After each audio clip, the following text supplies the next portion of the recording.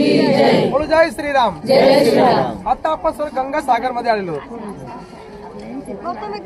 सागर राजाची 60,000 पोरांच्या उद्धारासाठी गंगा मैया इथं आली होती. गंगा मैया कशी आली ते माहिती मी सांगितलं. आता आपण आलो कपिल मुनीच्या दर्शनाला. कपिल मुनीचे ते मंदिर आहे समोर. या ठिकाणी संक्रांतीला महत्व दिलंय की गंगा सागर यात्रा संक्रांतीला भरली जाते. माता देहूती यांच्या मुलाचं नाव काय होतं? कपिल मुनी. हे जे श्रीमद भागवत कथामध्ये नवविधा कन्या सांगितलेली. नवविधा भक्ती, ज्या नवविधा भक्ती आहे आणि जिथं नवविधा भक्ती असते तिथं भगवंत जन्माला येतो.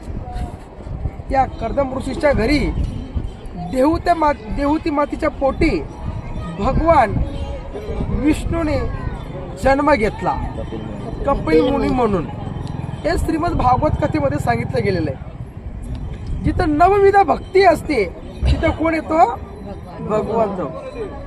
मग अशा प्रकारे त्या कपिल मुनीच्या ज्यांनी ज्ञानाचा उपदेश केला त्यांनी सर्वप्रथम ज्ञानाचा उपदेश आपल्या आईला केला आणि भक्ती मार्गासाठी कपिल मुनीजी पूर्णतः गृहस्थ आश्रम सोडून